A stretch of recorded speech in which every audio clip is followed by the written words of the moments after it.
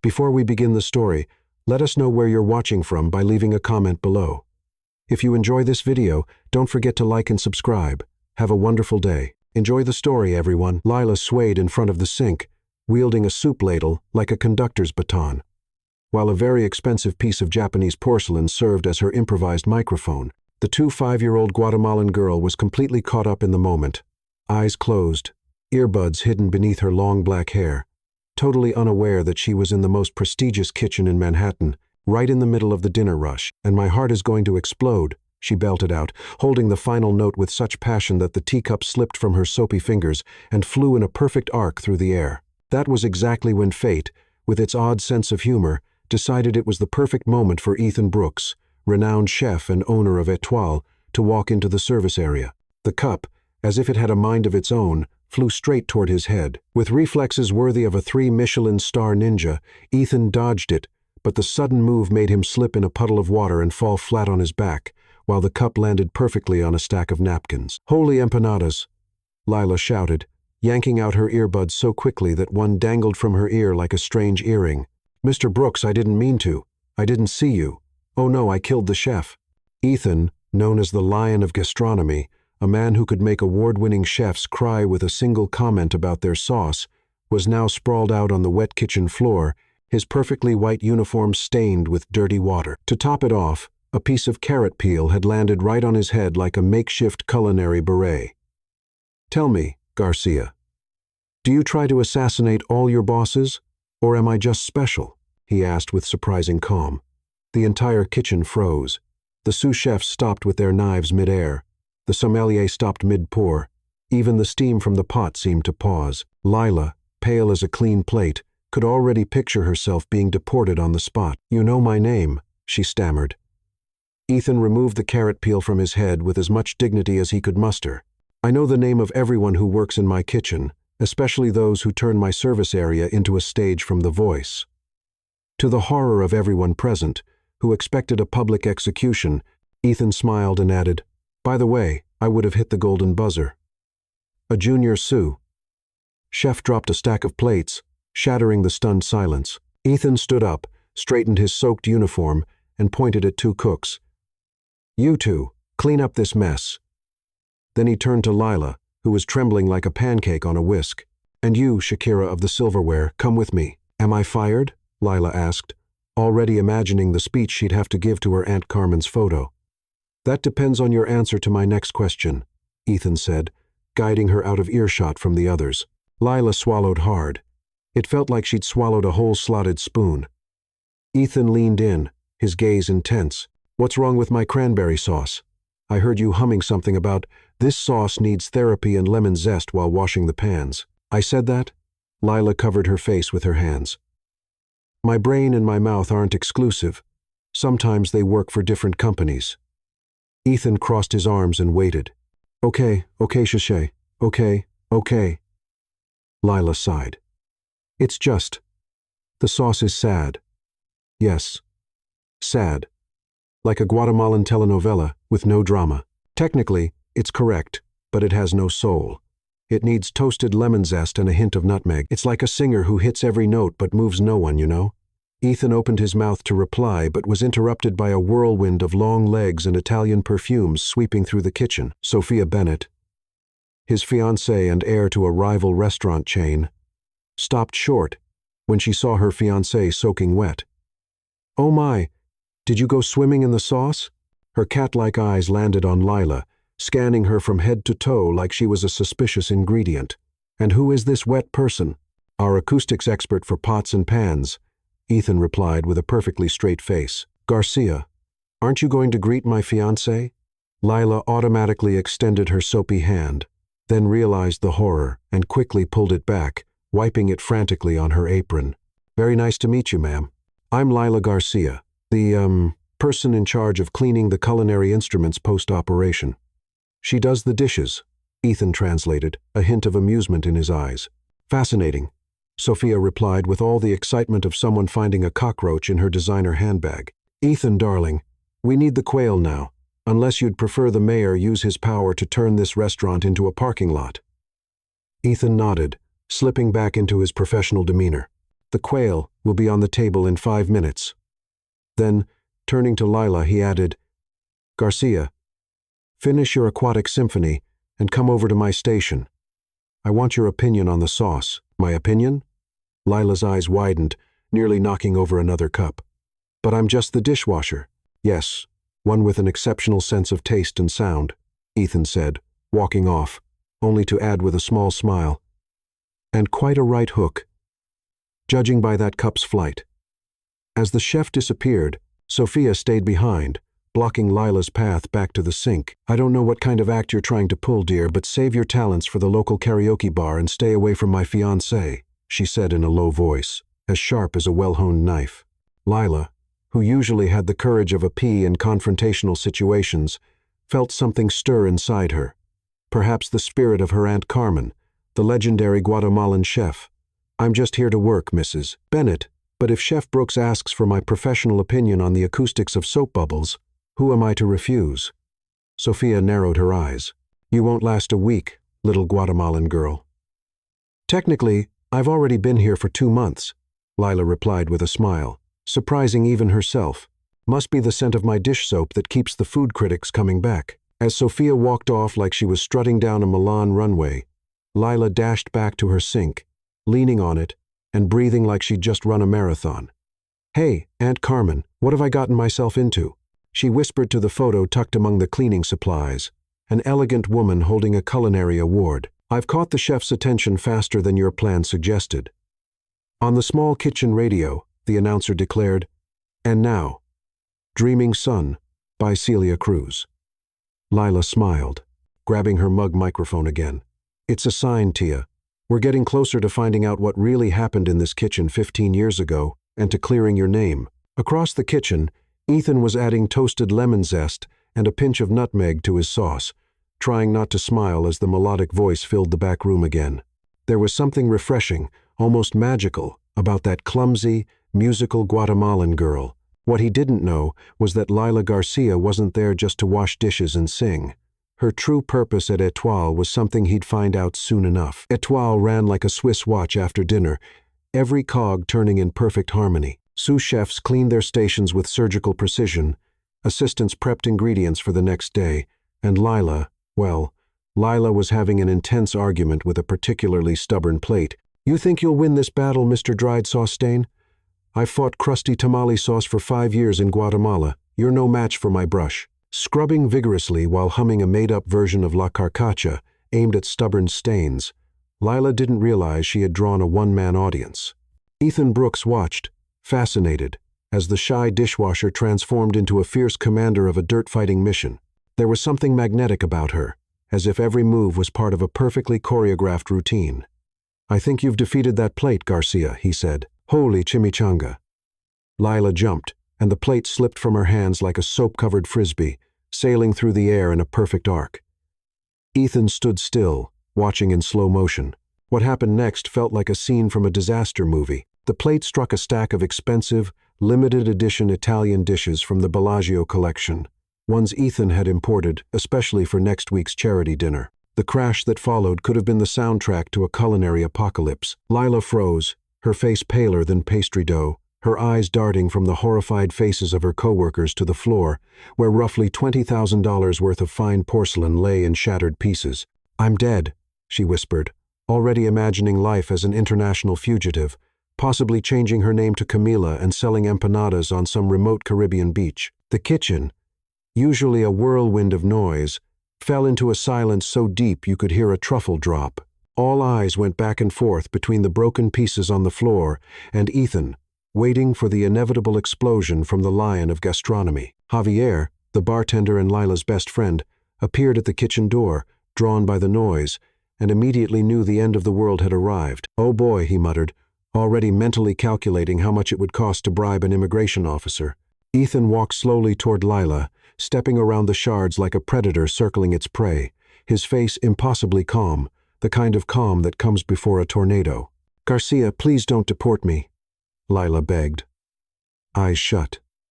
I have an aunt who needs the money I sent her, and a parrot who's very emotionally dependent. Ethan raised one eyebrow. You have a parrot? No, but I could adopt one to make my story more touching, she answered automatically, then covered her mouth. Sorry, I say silly things when I'm nervous. To everyone's surprise, and possibly all of New York's food industry, Ethan Brooks did something completely unexpected. He laughed, not a polite chuckle, but a deep, genuine laugh that made the hanging pans vibrate. Garcia, you're a natural disaster, a hurricane in an apron. You're not going to kill me with that sashimi knife from Japan. Ethan shook his head, still smiling. For your information, that knife is only for high-class fish. It would be a waste to use it on dishwashers. Then, to everyone's amazement, he walked over to a stove nearby, where a small pot was partially hidden behind a cutting board.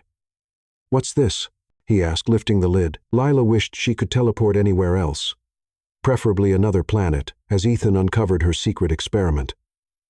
It's just a silly little test. A sauce I was trying. She swallowed hard. Back home, we cooked to chase away sadness, and breaking expensive dishes apparently made me really sad. Ethan took a spoon and tasted the sauce, his face shifting into a professional mask that was impossible to read. The whole kitchen seemed to be holding its breath. Who taught you to make this? He finally asked, in an unusually soft voice. My Aunt Carmen, Lila said. She used to say, a good sauce is like a good song.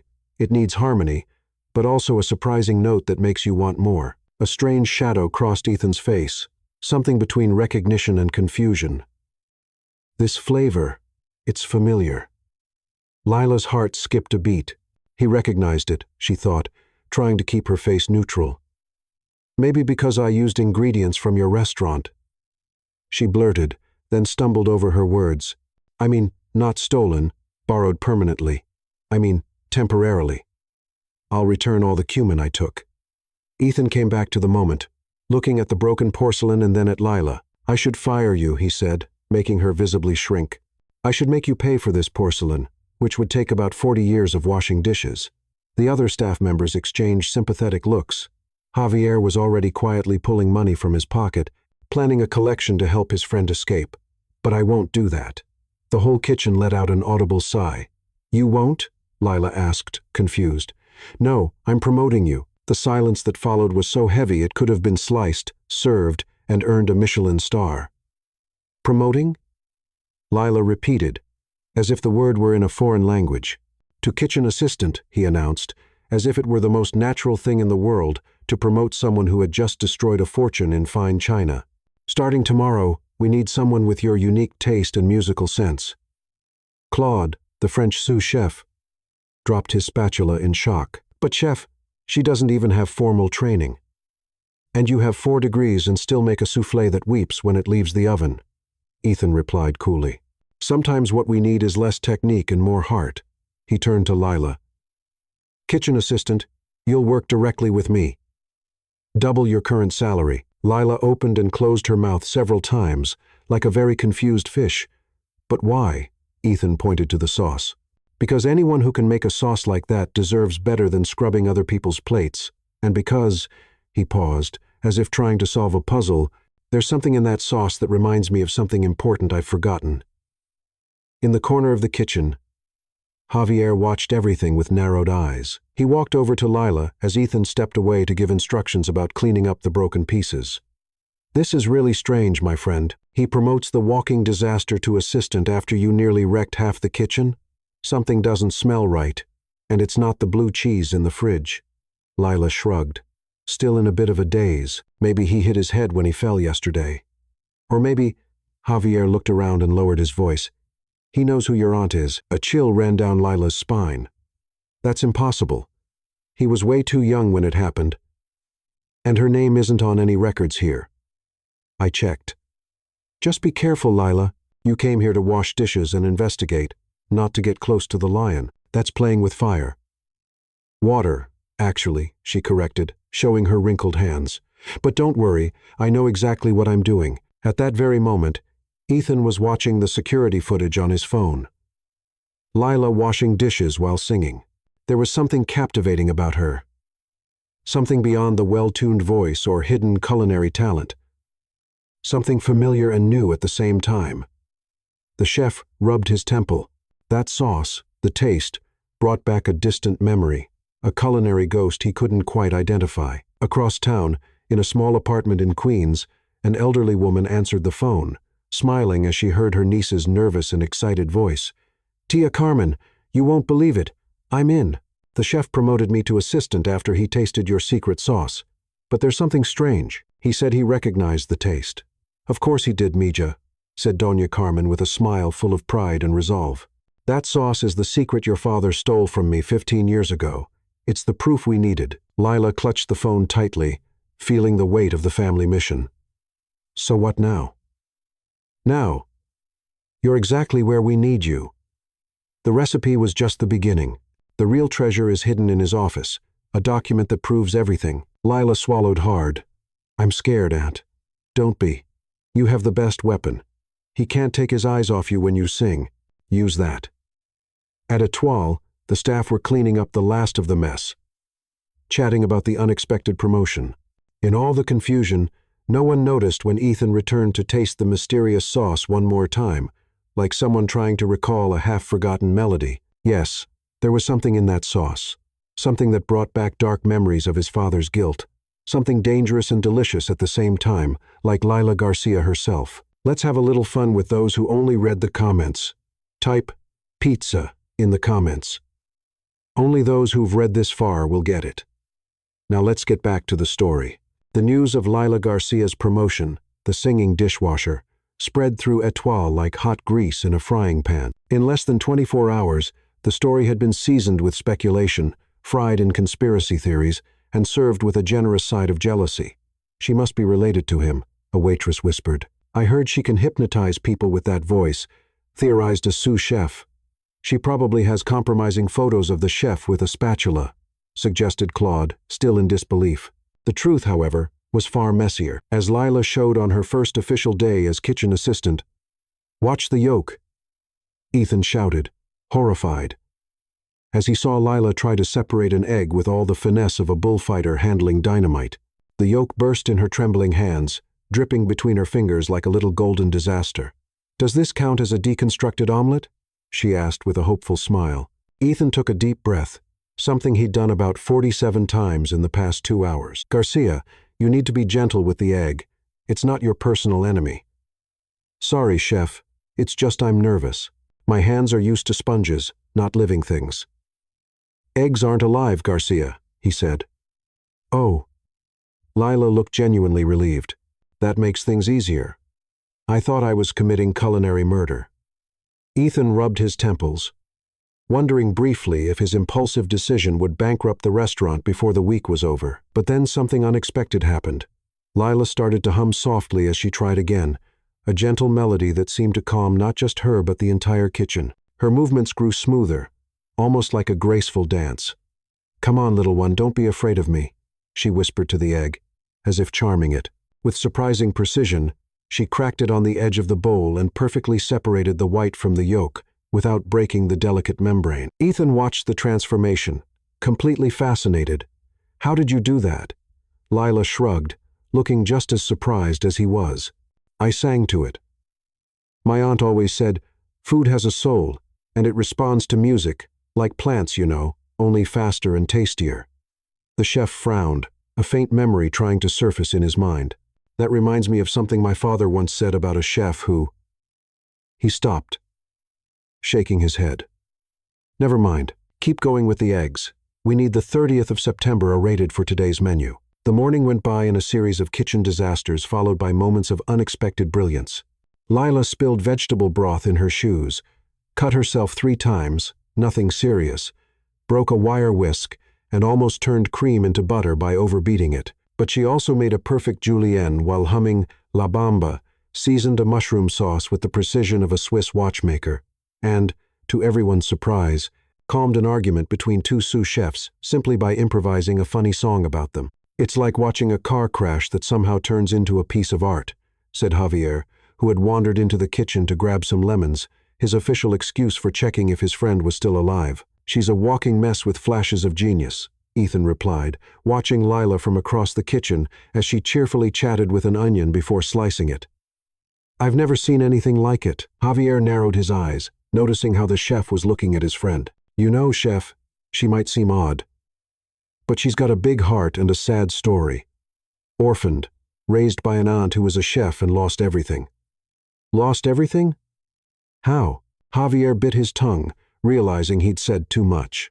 Oh, you know, immigrant life, the American dream that turns into the American nightmare, the usual. Ethan looked like he wanted to ask more, but the growing sound of sharp heels striking the kitchen floor interrupted him, like tiny hammers announcing the apocalypse.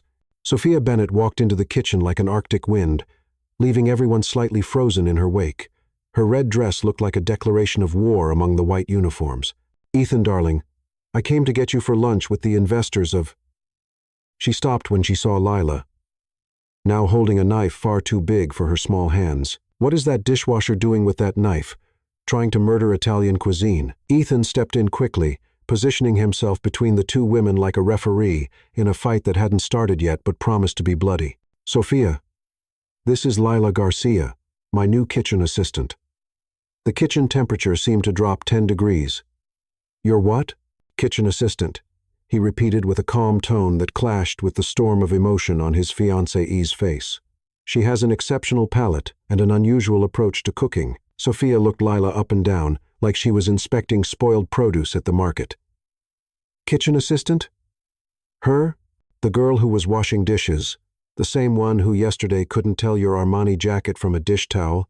"Well, in her defense," Ethan said with a touch of humor, "they're both made of fabric and cover things." Sophia didn't laugh. Her gaze returned to Lila, who was smiling nervously, still holding the oversized knife like a particularly dangerous magic wand. "And what does Claude think of this meteoric promotion?" As if summoned by the devil himself, Claude appeared beside them, his French mustache trembling with barely contained indignation. "Madam Bennett, I respect the chef's decisions, even when they seem to have been made under the influence of mushrooms not approved by the FDA." "Thank you, Claude," Ethan said dryly. "Your loyalty is, as always, touching." Feeling the tension rise, Lila did what she always did in uncomfortable situations. She started talking non-stop. "You know, Mrs. Bennett, I'm just as surprised by this promotion as you are. I mean, yesterday I was talking to sponges, and today I'm cutting things that cost more than my rent. It's like one of those makeover stories, you know, like Cinderella. Except instead of a glass slipper, I have a sauce-stained apron, and instead of a fairy godmother, I've got Javier over there, who, by the way, makes the best cocktails in town. But don't tell anyone he adds a secret powder that I think might be an illegal additive. Not that I'm accusing anyone of anything." "Garcia, breathe," Ethan said, trying not to laugh. Sophia stepped closer to Lila, her expensive perfume invading the young woman's personal space like a conquering army. "Listen, dear, I don't know what kind of game you're playing, but I know women like you. You come in with your smiles and sad stories, pretending to be innocent while planning every move. Actually, I'm terrible at math." Lila interrupted. "I failed it 3 times. My aunt used to say I could mess up counting rice grains." Sophia narrowed her eyes. "Ethan might be temporarily enchanted, but I run 6 restaurants, dear. I know an opportunist when I see one." Lila swallowed hard, tasting a bitter mix of fear and growing indignation. That woman wasn't just insulting her. She was indirectly insulting her Aunt Carmen, and everything they had been through. "With all due respect, Mrs. Bennett, I just want a chance to work and learn, and maybe wash fewer pans, because my hands already have more wrinkles than an old bulldog." Ethan took a step forward, his expression firming.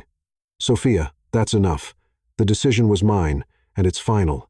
Garcia is now part of the creative team." "Creative team?" Sophia and Claude gasped in unison.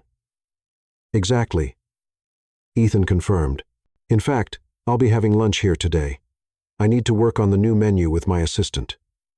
The fire in Sophia's eyes could have easily replaced the industrial oven. "Ethan, the investors are waiting. Send my apologies. Tell them I'm in the middle of a culinary revolution." Sophia adjusted her expensive handbag under her arm, like a warrior adjusting her shield. "Fine. Do as you wish. You're the genius here." She turned to leave, but as she passed by Lila, her arm accidentally bumped into the sauce Lila had been preparing.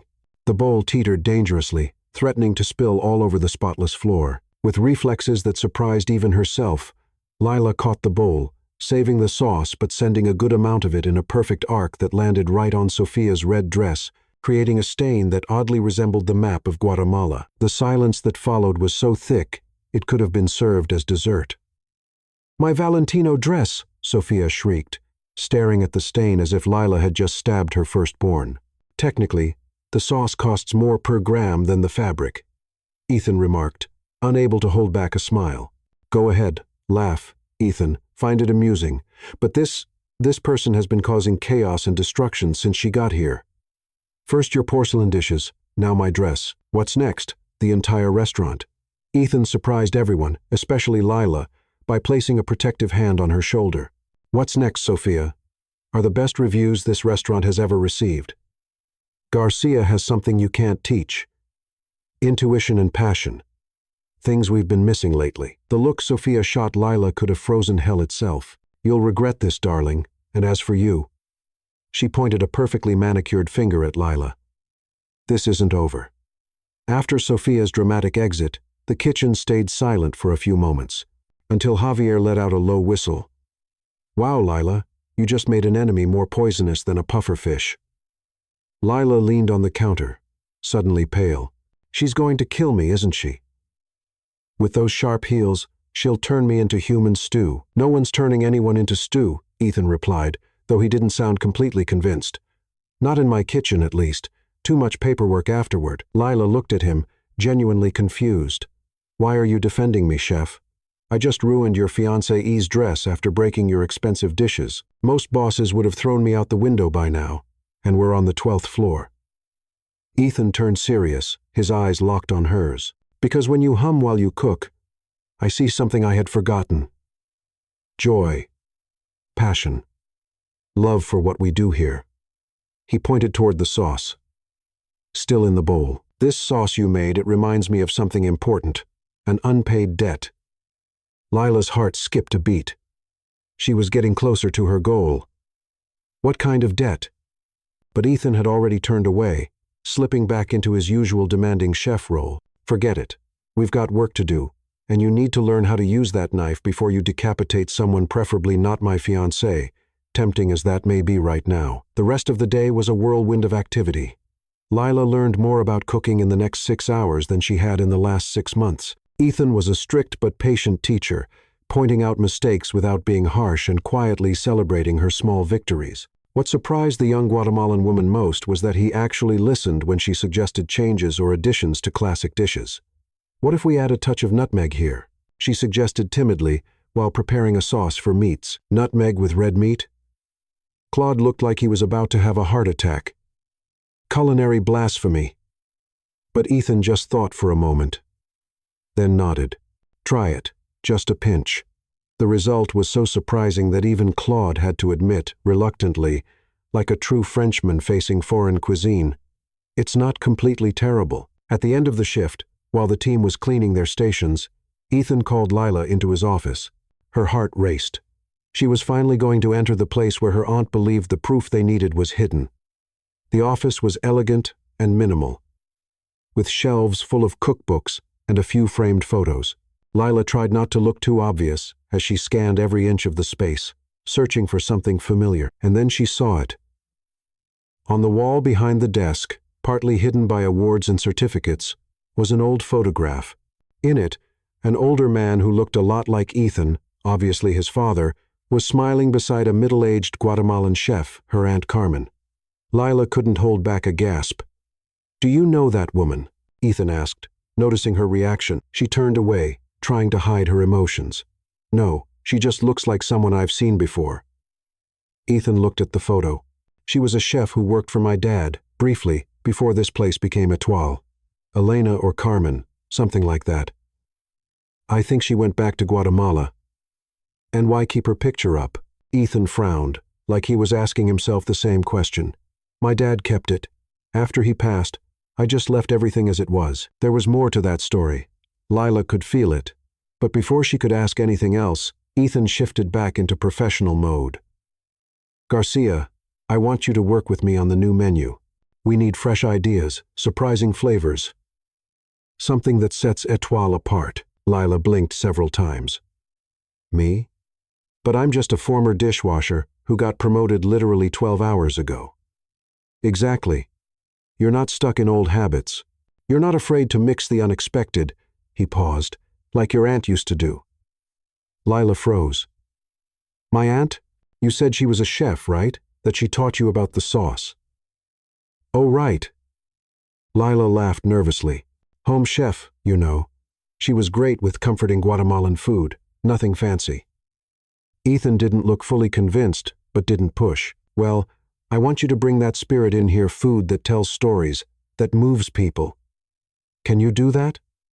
Lila swallowed hard, thinking about her situation. She was being invited to help design the menu of the man her family had sworn to take down. At the same time, it gave her access to everything she needed to uncover. Her aunt had been right. She was exactly where she needed to be. I can try, Chef, Ethan smiled, and for the first time, Lila saw something genuinely kind in the man everyone feared. Great. Start thinking about ideas. I want to brainstorm tomorrow. As she left the office, Lila felt the weight of what she was doing. On one side, there was her mission, her aunt's revenge, the justice that needed to be done. On the other, there was Ethan, who didn't seem like the villain they thought, and this amazing opportunity most chefs would kill for. In the lobby, Javier was waiting for her. Well, did you see anything? Yes, Lila replied. Distracted. A photo of her with his father, just like she said it would be. And the document? Not yet. I need more time.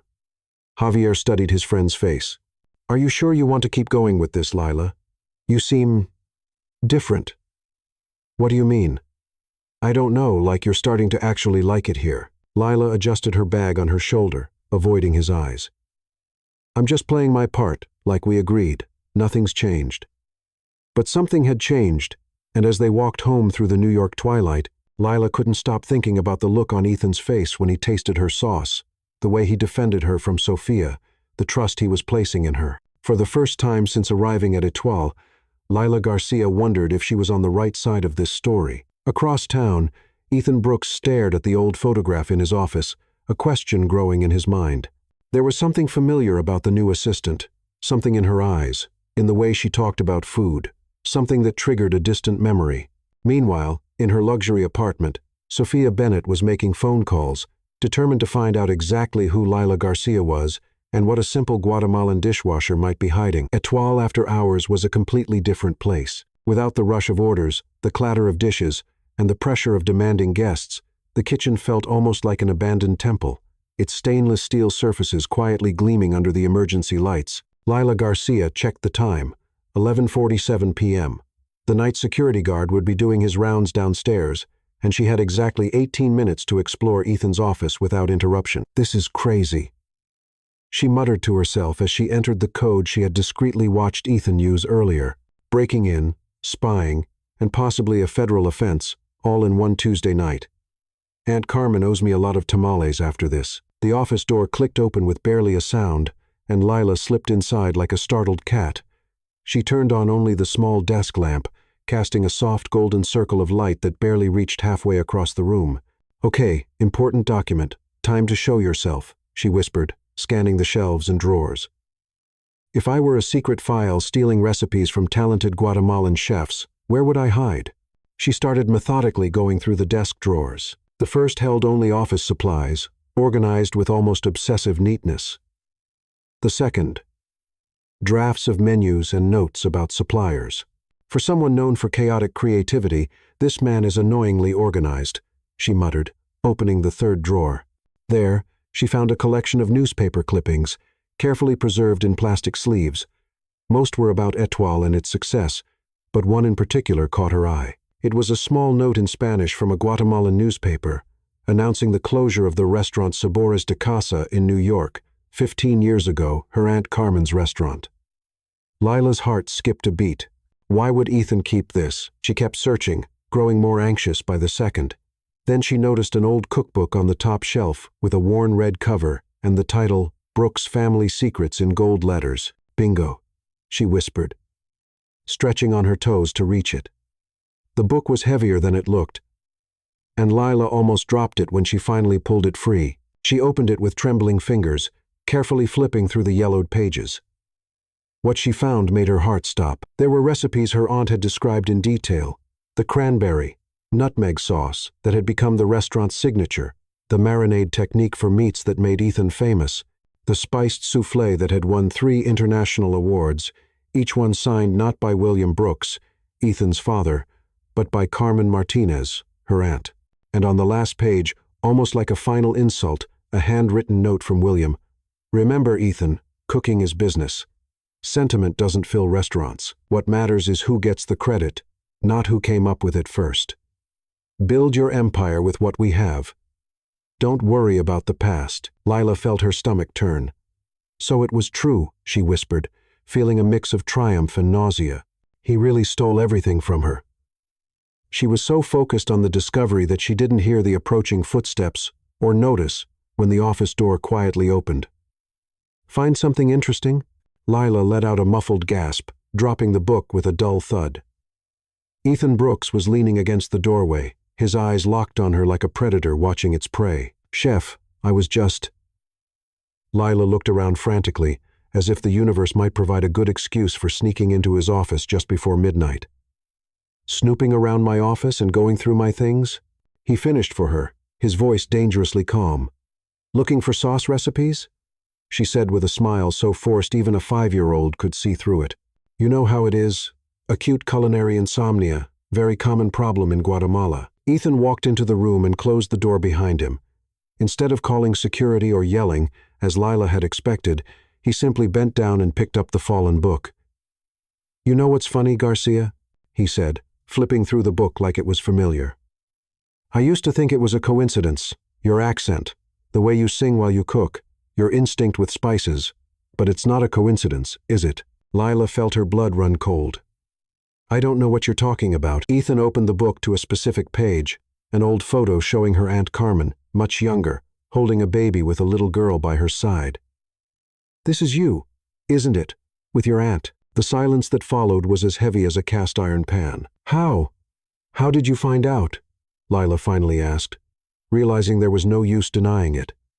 "I still haven't figured it out," he said, sitting down in the chair. "I had my suspicions, but you just confirmed them. What I don't understand is why. Why would Carmen Martinez's niece be washing dishes in my restaurant?" It was like a dam burst inside Lila. 15 years of pain, watching her aunt lose everything, hearing stories about how the Brooks family didn't just steal her recipes but her dreams, came pouring out. "Because your father stole everything from her. Every recipe that made this place famous. He kicked her out of her own restaurant and threatened to deport her if she tried to fight for what was rightfully hers." The words spilled from her like boiling water. She was a brilliant chef. But because she was an immigrant woman, no one believed her when she tried to tell the truth. Ethan didn't look angry, just deeply tired. "Lila, may I call you Lila now that we're no longer pretending?" He didn't wait for an answer. "I was just a teenager when all that happened. My father always said Carmen had been just an employee who tried to steal the family's secrets when she left to start her own place." "That's not true. It was the other way around." Ethan raised his hands in surrender. "I'm starting to realize that. But you have to understand. I grew up believing his version. It was only recently, after he passed and I found this book, that I started to have doubts." That caught Lila off guard. "Doubts? Why would a family recipe book have Carmen Martinez's name on almost every dish? Why would my father keep a newspaper clipping about her restaurant closing down?" Ethan ran a hand through his hair in frustration. "That's when I started to question the story he told me." Lila stared at him, trying to process what she was hearing. "So you didn't know? Not for sure. Not until you showed up and started cooking like Carmen Martinez's spirit had taken over the kitchen." He almost smiled. "That sauce you made on your first day, I recognized it right away. It was my father's favorite, but he never could get it quite right, no matter how hard he tried." Lila felt torn, caught between loyalty to her aunt and the confusion stirred up by Ethan's honesty. He seemed genuinely troubled by what he had discovered. "What are you going to do with me now? Call the police? Deport me like your father threatened to do to my aunt?" Ethan slowly shook his head. "I'm not doing any of that." He hesitated, like he was weighing something important. "In fact, I think we need to talk to your aunt." "What?" "I want to hear her side of the story directly. and I want to find out what really happened between her and my father." Lila was about to respond when the sound of footsteps in the hallway interrupted them. They both froze, staring at the door. "Quick, behind the bookshelf," Ethan whispered, gently guiding her to a dark corner of the office. The door swung open, and a visibly irritated Sophia Bennett stepped in. "Ethan, what are you doing here so late?" Her eyes scanned the room, suspicious. "And why do you have that old book?" "Couldn't sleep. Thought I'd go over some old recipes," he replied smoothly. "What about you?" "I came back for my bracelet." "I left it earlier today," she said, walking further into the room, sniffing the air like a predator. "I thought I heard voices. Were you talking to someone?" "You probably heard me on the phone. I was leaving a voicemail for Claude about tomorrow's prep." Sophia didn't seem convinced. She moved closer to the bookshelf, dangerously close to where Lila was curled up, trying to make herself invisible. "This place feels different." "It's the same office it's always been, Sophia," Ethan said, stepping neatly between her and the shelf. "Did you find your bracelet?" "No," she said, stepping back reluctantly. "Must have left it in the car." Ethan nodded and headed for the door. "In that case, let's go. It's late, and we both need some rest." As he led her out, he cast one last meaningful glance toward the corner where Lila was hiding. 15 minutes later, when she finally felt safe enough to leave the office, Lila found a note taped to the inside doorknob. "The truth is more complicated than it seems. Talk to your aunt. Bring her to the restaurant after closing tomorrow. For now, let this stay between us." Lila folded the note and slipped it into her pocket, her heart pounding so hard it felt like it might burst from her chest. What started as a simple dishwashing job had now become something far more complicated, and she wasn't sure she was ready for what came next. "Absolutely not. Over my dead body. Not even if tamales started falling from the sky." Aunt Carmen crossed her arms, her posture as firm as her words. At 63, Carmen Martinez still had the commanding presence that once made her a respected chef before the scandal ruined her career. "But Auntie, this is our chance to prove everything. He wants to hear your side of the story." "For what? So he can laugh at the old Guatemalan lady one more time?" Carmen adjusted her red-framed glasses, her eyes sparking with outrage. "The Brooks have laughed enough at me for one lifetime." Lila sighed and sat down at the small kitchen table in the apartment they shared. On the wall, dozens of yellowed clippings showed Carmen in her glory days, before William Brooks ruined it all. "Ethan is different. He really didn't know anything, or at least he wasn't sure. He found the cookbook with your name in it, and now he's asking questions." Carmen let out a skeptical noise. "Mija, you're too naive. Of course he's pretending. First he promotes you, then acts surprised when he finds out who you are. It's all a game to keep you quiet. But what if it's real? What if he really wants to make up for what his father did?" Carmen finally sat down, studying her niece's face closely. "Lila Garcia Martinez, I know that look. You're not just after justice now, are you?" Lila looked away, suddenly fascinated by the cracks in the Formica table. "I don't know what you're talking about." "You like him." It wasn't a question. "The son of the man who destroyed our lives." "I do not like him," Lila protested, blushing deeply. "I just think he deserves a chance to hear the truth." Carmen let out a long sigh. "Mija, the heart is a dangerous ingredient in any recipe, especially when it's mixed with revenge." Before Lila could answer, her phone buzzed. It was a message from Ethan. "Official invite. Culinary gala tomorrow. You as my assistant. Formal attire. Important for the restaurant. Say yes." "Is it him?" Carmen asked, noticing the change in her niece's expression. "Yes. He wants me to go to a gala tomorrow as his official assistant." A calculating gleam lit up Carmen's eyes. "The annual Culinary Association Gala. Everyone will be there. Critics, chefs, the press." Lila nodded. "Auntie, I think we should reconsider meeting with him." "Yes," Carmen agreed, surprising her niece. "But not tomorrow. First, you go to that gala with your head held high, like a true Martinez. Show them all you belong in that world, just as much as they do." Lila's eyes widened. "Are you crazy? I don't have anything to wear. I don't even know how to behave at events like that. I'll look like a clumsy mole among peacocks." Carmen stood up with renewed determination. "Moles dig tunnels, mija, and that's exactly what you're going to do. dig a tunnel straight to the truth. The next day, Lila's apartment turned into an improvised beauty operations center. Javier had brought his cousin Maria, a makeup artist from a small off-Broadway theater, and his friend Antonio, who worked at a dress rental shop in Queens. "My God, woman, your hair has more knots than a fisherman's net," Maria complained, wrestling a brush through Lila's wild hair. "Did you tell him you're allergic to lobster?" Javier asked for the third time. "Because last time you had shellfish, your face puffed up like a party balloon." "Javier, she's not going to eat anything," Antonio exclaimed, adjusting the teal dress he had smuggled out of the shop. "She'll be too busy being glamorous and mysterious." Lila watched her transformation in the mirror, barely recognizing the woman emerging from the impromptu beauty session. When she was finally ready, even Aunt Carmen was speechless for a moment. "Mija, you look just like your mother." It was the highest compliment she could have received.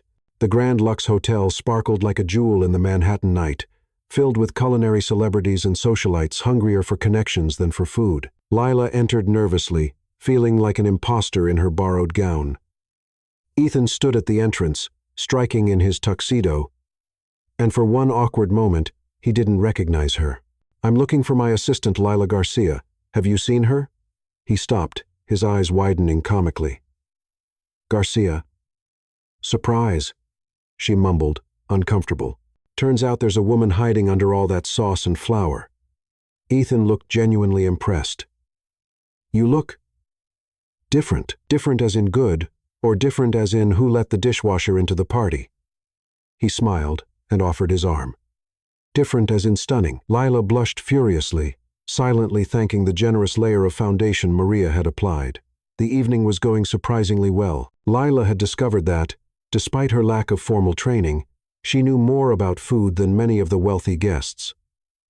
Her smart comments about flavor combinations even caught the attention of a few critics.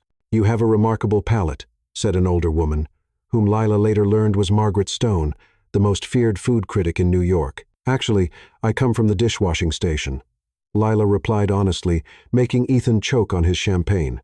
To both of their surprise, Margaret burst out laughing. Delightful. Finally, someone without pretense in this nest of vipers. Everything was going perfectly, almost too good to be true. That's when Sophia Bennett walked into the room, stunning in a red dress that looked painted onto her body. Sophia moved toward them like a high-end torpedo. "Ethan, darling." Her voice was honey, laced with poison as she kissed the chef, then turned to Lila with a sharp smile. "And the musical assistant, what a surprise to see you here." "I invited her as my professional assistant," Ethan explained, tense. "Of course you did." Sophia purred. "And what a wonderful job she's doing." Ethan hasn't stopped talking about how inspiring you are. There was something dangerous in the way she stressed that last word. "Miss Bennett, I was just—" "Sophia, please. We're practically family, aren't we?" Sophia stepped closer, pretending to adjust something on Lila's dress, but actually whispering in her ear. "Family of liars." Lila froze. What did she know? The moment was interrupted by the arrival of a tall man with perfectly styled gray hair and a smile as rehearsed as a Broadway number. Ethan Brooks, the man of the hour. Ethan visibly tensed. "Maxwell, I didn't expect to see you here." "Oh, I wouldn't miss a chance to see the great Ethan Brooks showing off his new talents." Maxwell's eyes landed on Lila, inspecting her like a product at the market. "And who is this charming young lady?" "Lila Garcia, my kitchen assistant," Ethan answered dryly. "Maxwell Stone," the man said, extending his hand, his eyes never leaving hers. "Former partner of Ethan's father, current owner of Maison Maxwell, and, modesty aside, the only chef who's ever made Ethan nervous in the kitchen." Lila shook his hand, feeling something unpleasant in the touch. "Nice to meet you." "The pleasure's all mine, Miss Garcia." Sophia watched the exchange with calculated interest. Then, as if by accident, she spilled her glass of red wine right onto Margaret Stone's dress as the critic was walking by. "Oh, goodness," Sophia exclaimed with fake alarm. "What a mess." Margaret, known for her fiery temper, turned around in fury. "Your red dress will match the wine on your face if that was on purpose. It was an accident." Sophia looked at Lila in theatrical panic. "Lila, dear, you used to work in cleaning. Could you help?" And before anyone could react, Sophia pushed Lila forward, making her stumble and knock over the tray of drinks a waiter was carrying, right onto Margaret's very expensive gown. The silence that followed was complete. Event photographers turned their lenses in unison, capturing the perfect moment of public humiliation. "I am so sorry," Lila stammered, horrified. "It was an accident, Margaret looked ready to turn Lila into soup stock. "You little walking disaster. Look what you've done to my Valentino." Ethan tried to step in. "Margaret, please, it was clearly an accident caused by your pet amateur." Margaret snapped. "I always knew your restaurant was going downhill, Brooks, but bringing a dishwasher to an event like this is a new low." Lila felt all her insecurities and doubts about belonging in that world coming true with every word. She was about to run when something extraordinary happened. Without thinking, she began to sing, not loudly, not to draw attention, but softly, an improvised apology psalm using the same melody she used to calm unruly dishes at the sink. Her voice, filled with emotion, had a raw and genuine quality that made those around her stop and listen. "Forgive me for the stained dress. It was a careless mistake. It could have been avoided, but fate had its say today." The simplicity and sincerity of the improvised song took Margaret by surprise. She looked at Lila as if she were watching a unicorn sing opera.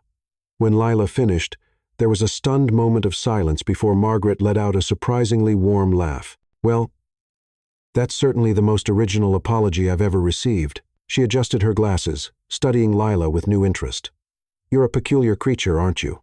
"Only when I'm nervous or happy or just existing," Lila replied, a little too honest for her own good. To everyone's surprise, Margaret smiled. "Ethan, this assistant of yours is a breath of fresh air. Keep her close, and maybe I'll rethink that negative review I was planning." As Margaret walked off to change clothes, Sophia looked like she'd just swallowed a lemon whole. "How is this possible?" she hissed at Ethan. "She was supposed to be humiliated." "Maybe because unlike some people she has something money can't buy, Sophia," he replied coolly. "Authenticity." Maxwell, who had been watching the scene with clinical interest, stepped closer to Lila while Ethan argued with Sophia. "Impressive, Miss Garcia? Or should I say, Miss Martinez?" Lila turned pale. "How?" "I recognize that kind of talent," Maxwell said with a smile that didn't reach his eyes.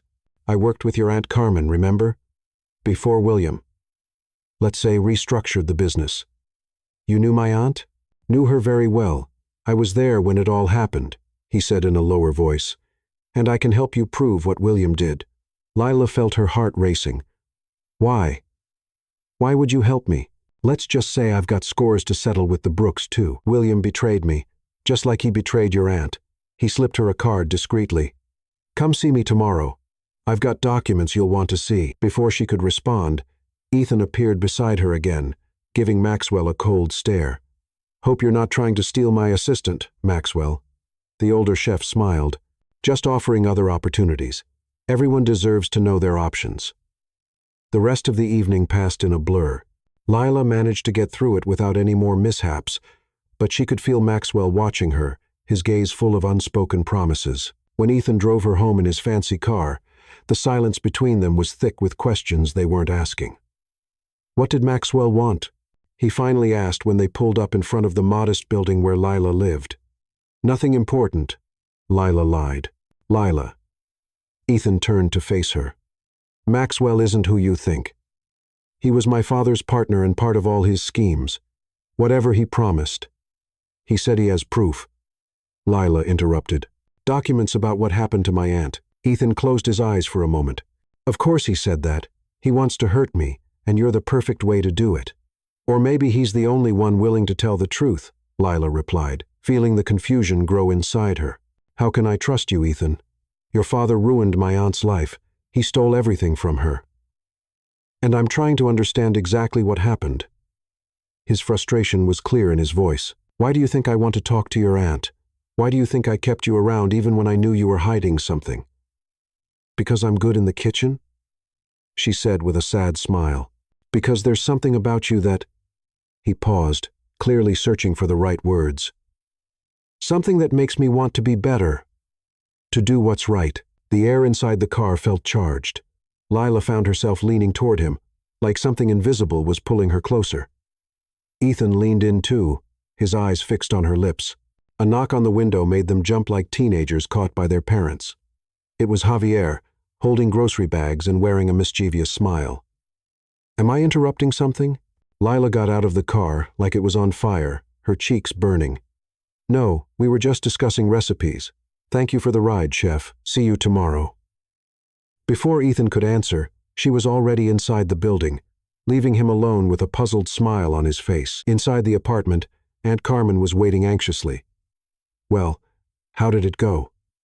Lila collapsed on the couch, kicked off the heels that had been torturing her, and let out a long sigh. "I met Maxwell Stone. He said he has proof. He wants to help us." Carmen visibly tensed. "Maxwell? That backstabbing snake." She shook her head firmly. "Don't trust him, mija. He's just as guilty as William." "But Auntie, what if he really does have documents?" "The only thing Maxwell has is poison," Carmen said as she sat down beside her niece. "And I can see it in your eyes. There's more. What aren't you telling me?" Lila hesitated. "Ethan wants to fire me," she lied, not ready to admit the confusing feelings she was starting to have for the son of the man who had ruined her family. Carmen nodded, like she was confirming something she already suspected. "See? He found out who you are, and now he wants to get rid of you before you find the proof. Or maybe he really does want to make things right," Lila said, surprising herself. "What if he's not like his father?" Carmen studied her niece for a long moment. "Mija, are you falling in love with him?" "No," Lila protested automatically, but even to her own ears, the denial sounded weak. "Maybe just a little, like a tiny ant's worth of love, not a whole elephant." Carmen let out a deep sigh. "The heart is the most dangerous ingredient in any recipe, Lila. Especially when it's mixed with revenge and justice." Lila hugged her aunt, feeling the weight of the choices ahead of her. "What should I do?" "Tomorrow, go see Maxwell. Find out what he really knows," Carmen said after a long pause. "But don't trust him completely. And then, maybe it's time I faced Brooks again."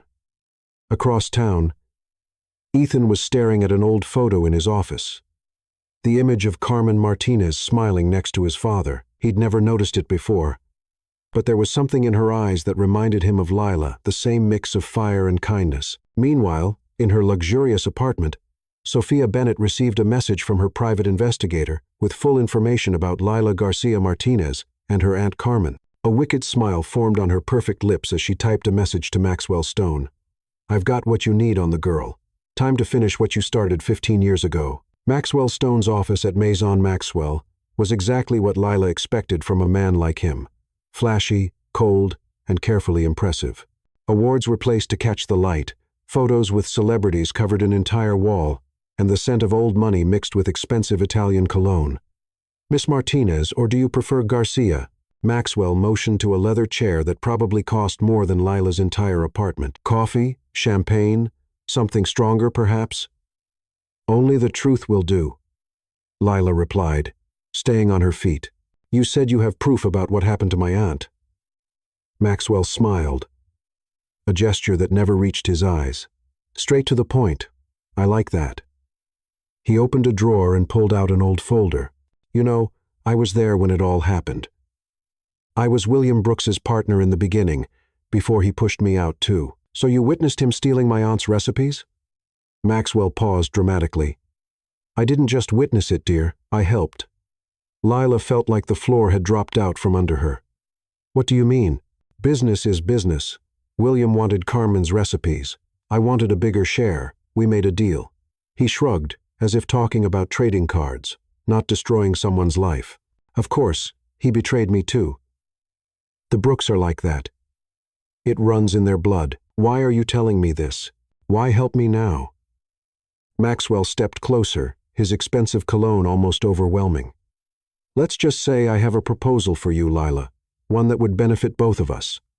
He opened the folder, revealing old documents, original contracts signed by Carmen, William's notes on how to use her recipes, even a threatening letter warning she'd be deported if she tried to fight back. "These are the proofs we needed," Lila whispered, eyes wide. "These are the proofs I have," Maxwell corrected. "And I'm willing to testify against the Brooks, confirmed that Ethan knew everything from the start, that he carried on his father's dirty legacy willingly. But that's not true. Ethan didn't know. Maxwell raised an eyebrow. Are you sure? The son who worked with his father since he was 16, who inherited everything, who kept using the recipes even after rumors about their origin started. You're naive, dear, or in love. Maybe both. Lila felt her face burn. What's your proposal? Simple. You bring your Aunt Carmen to a press conference I'll set up. I'll present the evidence. We ruin Ethan Brooks and Etoile. Carmen gets the recognition she deserves. I get revenge on William through his son. And you, well, I'll offer you a contract as head chef at my restaurant. Everybody wins, except Ethan. Lila pointed out. He's a Brooks. He deserves what's coming to him. Something in Maxwell's cold tone sent a chill down Lila's spine. There was more to this story, she was sure of it. I need to think about it. Talk to my aunt. Of course. Of course, Maxwell said, as he put the documents away. But don't take too long. This offer has an expiration date. When Lila left the restaurant, her mind was spinning. The documents seemed real, but there was something deeply unsettling about Maxwell's proposal. Her phone rang. It was Javier. Where are you? You need to come back to the restaurant right now. We've got a full-blown culinary disaster happening. What happened? Sophia is here. She just announced her engagement to Ethan in front of everyone. Lila felt like she'd been punched in the stomach. Engagement? Yes. She showed up with a huge ring, called the press, everything. Ethan looks like a fish out of water trying to breathe. Javier lowered his voice. And there's more. She told the reporters that you two were having an affair and that he decided to do the right thing and stay with her. Lila's world started to spin. I'm on my way. At Etoile, chaos ruled. Photographers, reporters, and curious guests filled the main dining room. In the center stood Sophia, glowing in a white dress, clinging to Ethan's arm. He looked clearly uncomfortable. Oh, here she is, Sophia exclaimed as soon as she saw Lila enter. The amazing assistant who helped Ethan realize how much he truly loved me. The camera flashes blinded Lila for a moment, as her heart sank like a collapsed souffle. Ethan met her gaze for a split second, full of silent apologies and something else she couldn't quite read. Let's play a little game for those who only read the comments. Type Coca-Cola in the comments. Only those who made it this far will get it. Now let's continue the story. That's when Lila made her decision. With trembling hands, she typed a message to Maxwell. I accept your offer. Let's reveal everything. Rain beat against the windows of the small apartment, as if the sky itself shared Lila's heartache. Sitting at the kitchen table, she stared at the documents Maxwell had given her, spread out like painful puzzle pieces. It's all true, murmured Aunt Carmen, adjusting her glasses as she looked over the papers. The original contract, William's notes, even the threat letter. So we can prove it? Lila asked, her stomach twisting with a mix of triumph and sorrow. Yes, we can prove it, Carmen said deeply. But the question is, should we? Lila's confused eyes met her aunt's. What do you mean? Isn't that why I came to New York, to clear your name? Carmen shifted in her chair, her tired eyes fixed on her niece.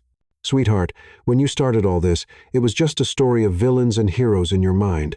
But now I see something different in your eyes when you talk about Ethan Brooks. Lila looked away, unable to deny it. It doesn't matter what I feel. He's marrying Sophia, maybe. Carmen rested her wrinkled hand on Lila's. But before we destroy his life, we need to be sure he deserves it. Lila's phone vibrated. It was Ethan. We need to talk. It's not what it looks like. Come to the restaurant after closing, please. It's him, Lila said, showing the message to her aunt. Carmen nodded thoughtfully. Go. Take the documents. Confront him directly. What if it's a trap? Then Javier will be waiting outside, ready to call immigration on us if needed. Carmen gave a sad smile. Some truths need to be said face to face, Lila. 2 hours later, Lila stepped into the quiet, empty Etoile. Only a dim light came from the main kitchen. Ethan was there alone, chopping vegetables with the precision of a surgeon. You came, he said, not looking up from the cutting board. I did, Lila replied, the documents in her bag feeling as heavy as stones. Congratulations on your engagement. Ethan set down the knife and finally looked at her. It wasn't my idea. Sophia planned the whole thing and announced it without asking me. And that giant ring on her finger? An old gift. She turned it into an engagement ring on her own. He ran his hand through his hair, clearly frustrated. Lila, I'm not going to marry her. Something inside Lila trembled, wanting to believe. Why did you ask me to come? Ethan stepped closer, cautiously, like someone approaching a frightened animal. Because I found something about my father, your aunt, and Maxwell Stone.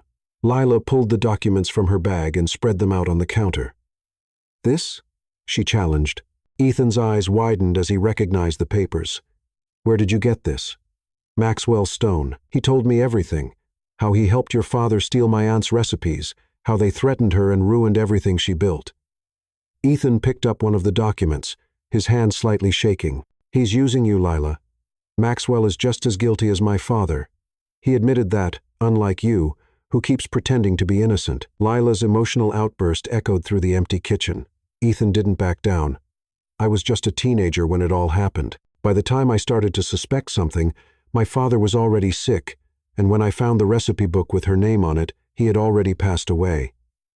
And still, you kept using the stolen recipes, because I wasn't sure. His voice rose to match hers. Not until you showed up with your voice, your talent, your way of being that made me question everything. They were close now, their breaths mixing, years of pain and secrets hanging between them like smoke. Why should I believe you? Lila asked, her voice now barely a whisper. Ethan looked deeply into her eyes. Because I found this. He held out a folder that had been hidden under the kitchen utensils. Inside, a document revealed the full truth. Maxwell wasn't just an accomplice, he was the mastermind behind the plan against Carmen. Maxwell wanted her out from the beginning, Ethan explained. My father was just as manipulated as your aunt was.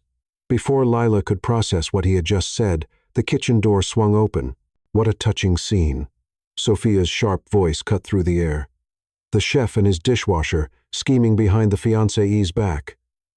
The confrontation was interrupted by Ethan's phone vibrating insistently. When he answered, his expression shifted from shock to determination. I understand. I'll be there. Sophia crossed her arms, impatient. What now? I've just been invited to Chef's duel, Ethan announced. A competitive spark in his eyes. Maxwell Stone challenged me, live on television, next week. Lila swallowed hard. This wasn't a coincidence. He planned all of this. Ethan nodded, quickly putting the documents away. Sophia, we need to talk about this engagement, but it'll have to wait. I have a competition to prepare for. You can't be serious, Sophia protested. That show is watched by millions. Maxwell will humiliate you on national television. Not if I can help it. Ethan turned to Lila. I need your help. Me? Lila asked, as Sophia let out a mocking laugh. Your assistant? The one plotting with Maxwell behind your back? Ethan and Lila exchanged surprised looks. How do you know that? Lila asked. Sophia's smile was cold. Sweetheart, nothing happens in this city without me knowing, especially when it involves my restaurant. Your restaurant? Ethan frowned. Ours, obviously. Sophia corrected herself quickly. Ethan, can't you see? She and Maxwell are working together to destroy you. Lila stepped forward, facing Sophia for the first time. You're involved in this too, aren't you? The accidents at the gala, the fake engagement, everything to discredit me. Sophia's eyes sparkled dangerously. Prove it. Ethan watched the exchange, the pieces finally falling into place. It doesn't matter now. The challenge has been made, and I'm going to accept it. He looked at Lila. With or without your help, 3 days passed. Ethan threw himself into preparing for the competition, while Lila stayed away from the restaurant, torn between her loyalties.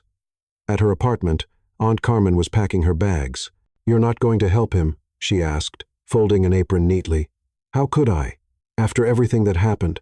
Lila stopped when she saw her aunt's expression. What is it? That document Ethan showed you, about Maxwell being the real villain. Do you believe him? Lila hesitated. Yes, and that scares me even more. Carmen gave her a soft smile. Sweetheart, Sometimes revenge doesn't heal old wounds. It only opens new ones. The phone rang. It was Javier. "Lila, Ethan is a mess," he said. "Sophia sabotaged everything for the competition. She switched the salt with sugar, hid equipment. It's a nightmare." "Why are you telling me this?" "Because, despite everything, you two just worked together in the kitchen like pasta and sauce, you know." On the day of the competition, the studio lights lit up the stage where two chefs were about to face off. Maxwell was already in place, smiling confidently at the cameras. Ethan, on the other hand, looked worn out, without his usual team. The host announced the rules, a full menu inspired by traditions that cross borders. The secret theme, origins. Ethan looked at his empty station, no assistant in sight. "Where's your team, Chef Brooks?" Maxwell teased. "He has me." Lila's melodic voice silenced the studio. She walked confidently toward Ethan, wearing Quinta clean apron and a determined look in her eyes. "You came," he murmured in disbelief.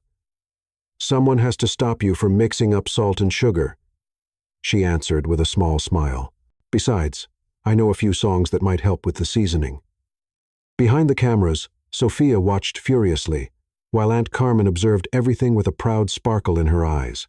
The culinary battle that would decide so many fates was about to begin. The studio buzzed with electric energy, cameras gliding silently, capturing every movement, every drop of sweat, every tense glance.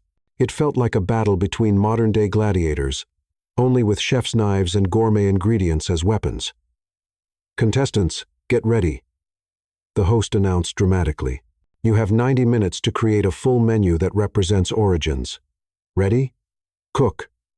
Ethan and Lila moved at their station with the harmony of dancers who had practiced for years, not days. He chopped, she seasoned, he flamed. She tasted a quiet culinary duet, broken only by brief whispered instructions. "I can't believe you came," Ethan whispered as he filleted a sea bass with surgical precision.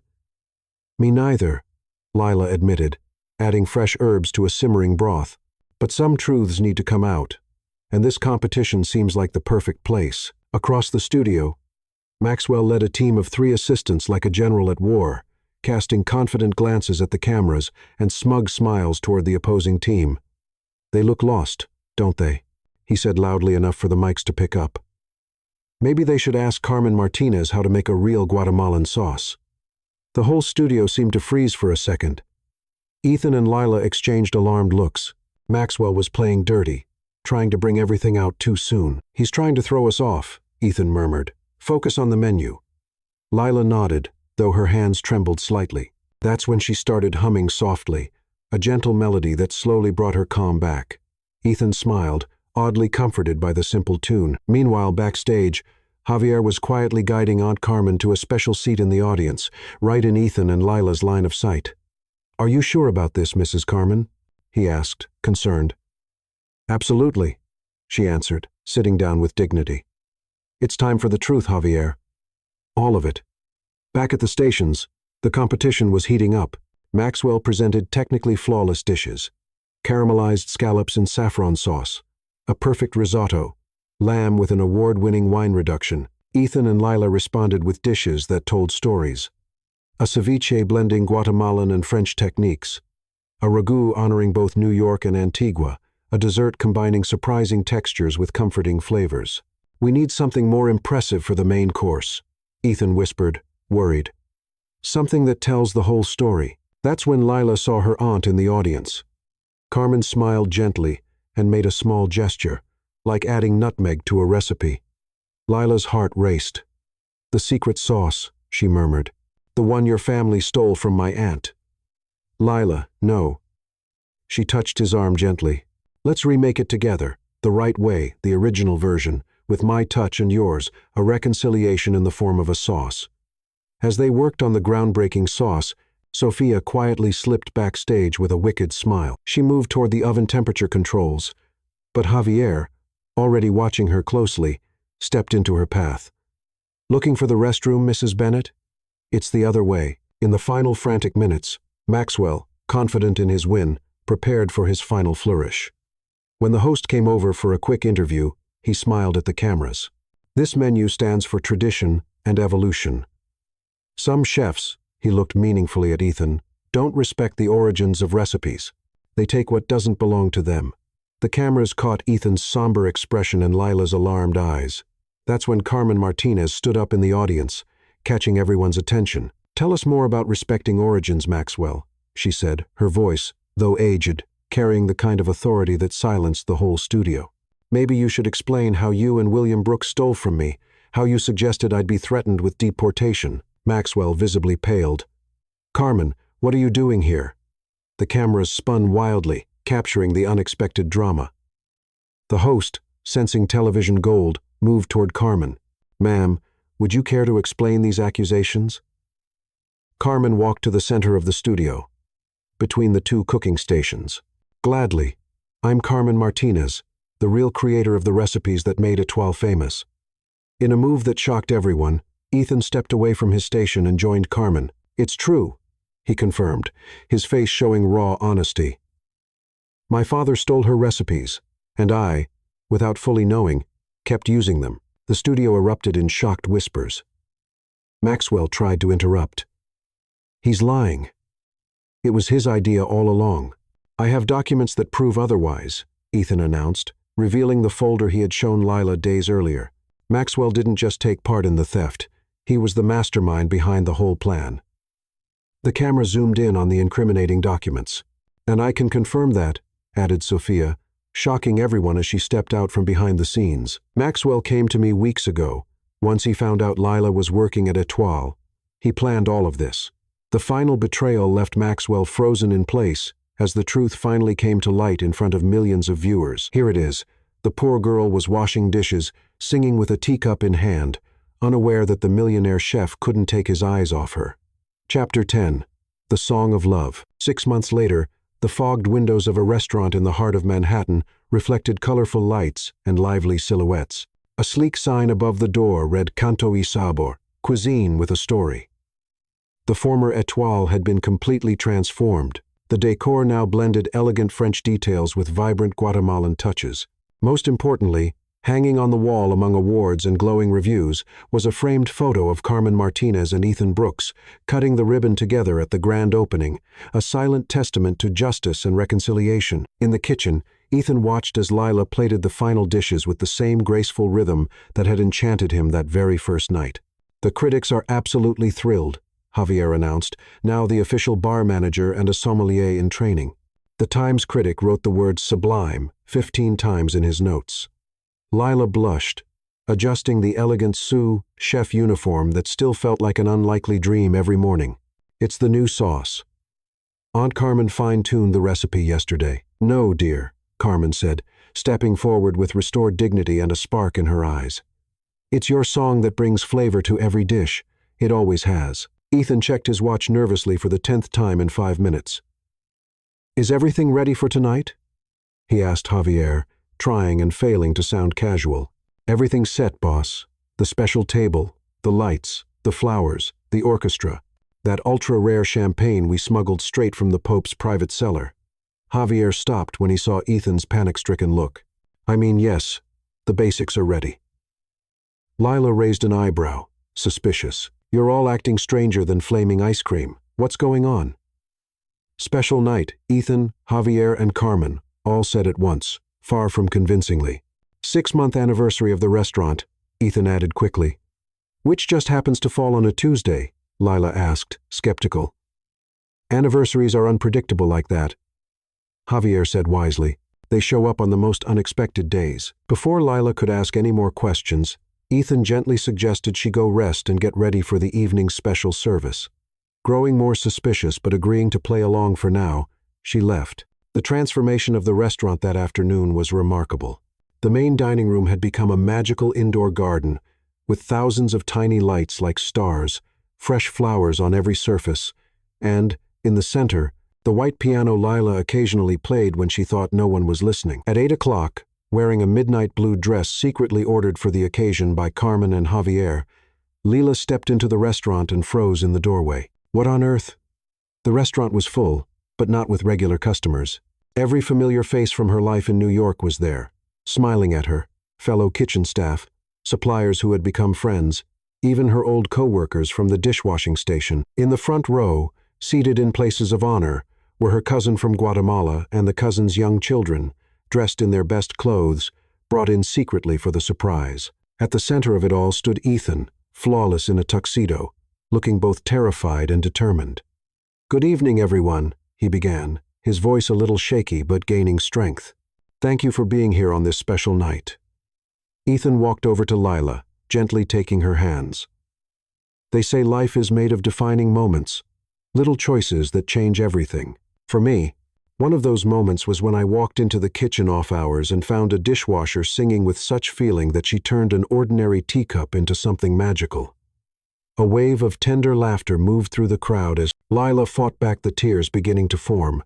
"You changed my kitchen before even touching a single pot," Ethan went on. "You came in like a whirlwind of honesty and pure talent, turned my perfectly organized life upside down, and rebuilt it into something so much better." He led Lila to the piano, where an elegant teacup rested, the same one she had used as a microphone on that very first day, now restored and placed on a velvet cushion. "Before I ask you the most important question of my life, I have one request, one last performance as the dishwasher." With her heart full, Lila picked up the teacup, sat at the piano, and began to play and sing not a famous song, but the simple, heartfelt melody she had made up during those long hours in the kitchen, the same one Ethan had heard the day their lives became forever connected.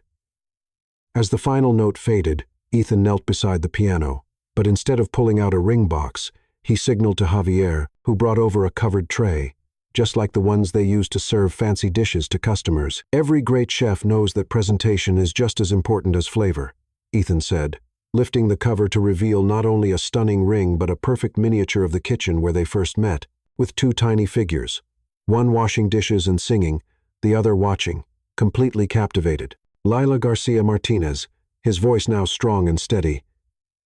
"You came into my life to settle old scores, but instead, you created a brand new recipe, one filled with love, truth, and music. Will you marry me, not just to fix the past, but to build a future that sounds just as beautiful as your songs?"